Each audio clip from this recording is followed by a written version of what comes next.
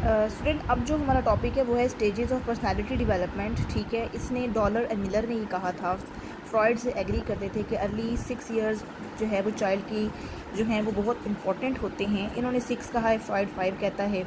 वो इंसान के बिहेवियर को सारी ज़िंदगी मुतासर करते हैं लेटर ईयर्स, यानी कि बाद में जो बच्चा छोटा उसका जो हुआ बड़े होते सारी ज़िंदगी उस पर असरअंदाज होगा। Child experiences shape the individuals personality, यानी जो इंसान के साथ बचपन में होता है उसकी पर्सनैलिटी उससे शेप होती है, बनती है।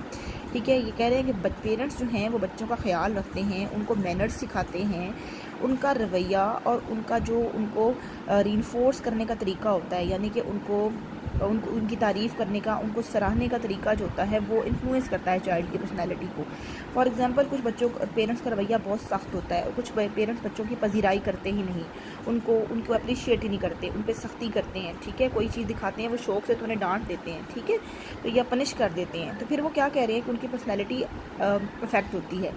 Different type of wrong expectations, अब पेरेंट्स जो है बच्चों से एक्सपेक्टेशन लगा लेते हैं, बाज़ वक़्त वो उस पर पूरा नहीं उतरते, फिर वो क्या होते हैं, इमोशनल डिसऑर्डर का शिकार हो जाते हैं या फिर कन्फ्लिक्ट का शिकार हो जाते हैं। उन्होंने 4 स्टेजेस बताई हैं जो कि इंसान की नॉर्मल डेवलपमेंट को एडवर्सली इफेक्ट करती हैं। सबसे पहले फीडिंग सिचुएशन बताई है। अब फीडिंग कैसे होती है, देखिए बच्चे पेरेंट्स पर डिपेंडेंट होते हैं, मदर पर डिपेंडेंट होते हैं। अगर मदर बच्चे को फीड करा दे, ठीक है, तो फिर तो उसकी बच्चे जो हैं वो अपनी मदर से लव भी करेंगे। ठीक है, सोशेबल पर्सनैलिटी बनेगी, ट्रस्ट डेवलप होगा। अगर वो उसको भूखा छोड़ देगी तो वो एपैथेटिक बन जाएंगे, अपनी उनमें एक जैसे कहते हैं कि अलोन रहने का खौफ होगा। ठीक है, तन्हाई का खौफ, और उसके अलावा एप्रीहेंसिव, बहुत ज़्यादा सोचने वाले, ठीक है, परेशान रहने वाले। अब उसका दूसरा उन्होंने पार्ट बताया है टॉयलेट ट्रेनिंग। जैसे फ्रॉइड ने ओरल स्टेज बताई थी ना, फिर एनल स्टेज बताई थी, उसी तरह ये कह रहे हैं। ठीक है, अब इन टॉयलेट ट्रेनिंग होते हैं बच्चे को सिखाएं कि उसे वॉशरूम कैसे यूज़ करना है, क्लीनलीनेस का कैसे ख्याल रखना है।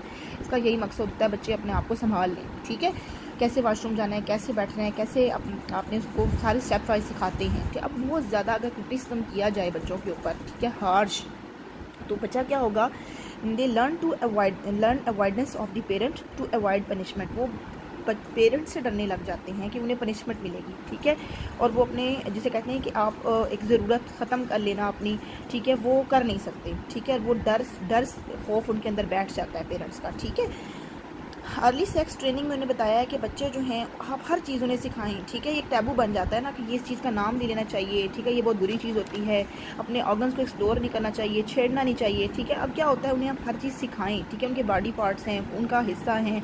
अब ये नहीं कि आप उन बच्चों को टैबू के डर से सिखाएंगे ही कुछ नहीं। ठीक है, कि वो उस चीज़ के बिल्कुल लाइल्म रहे। ठीक है, they may develop avoidance behaviours if overemphasised, वो इस चीज़ से अवॉइड करना शुरू कर देंगे।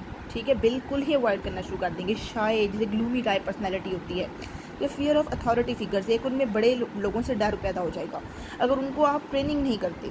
ठीक है, अब तो बुक्स में भी आप देखें लोगों की बायो की, बच्चों की बुक्स और हर जगह पे इन चीज़ों की ट्रेनिंग दी जाती है कि ये किस तरह अपने आप को आपने प्रोटेक्ट करना है, महफूज करना है, ये क्या चीज़ें हैं, इनका क्या असर होता है।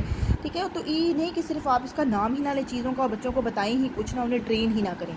उसके बाद है एंगर कंट्रोल। एंगर कंट्रोल उन्होंने एंड पे लिखा हुआ है कंट्रोल ओवर एग्रेशन या एंगर कंट्रोल जो भी है, यानी कि अपने गुस्से पे काबू पाना। एंगर कंट्रोल किसी हद तक अच्छा भी होता है, कैन बी हेल्दी। ठीक है, क्योंकि इंसान सेल्फ कंट्रोल सीख सकता है। ठीक है, self control can be gained, can be unhealthy. Unhealthy कैसे हो सकता है, it can remove assertive behaviour. एक बच्चा जो है वो कह नहीं सकेगा जो वो कहना चाहता है। एजर्टिव होने का मतलब ये है कि अपनी बात को बताना, लेकिन तरीके से, ये नहीं कि बदतमीज़ी से। आप गुस्से में हैं, आपके दिल में जो भी बात है आपने दूसरे से कहनी है तो उसको तरीके से कहेंगे, ना कि लड़ झगड़ के। ठीक है, अब वो कह रहे हैं कि एग्रेशन पे कंट्रोल तो अच्छी बात है, लेकिन अगर आप उसको ओवर कंट्रोल करना सिखा देंगे तो फिर वो क्या करेगा, वो अपनी बात कह ही नहीं सकेगा। ठीक है, तो ये इसकी स्टेजेस ऑफ डेवलपमेंट।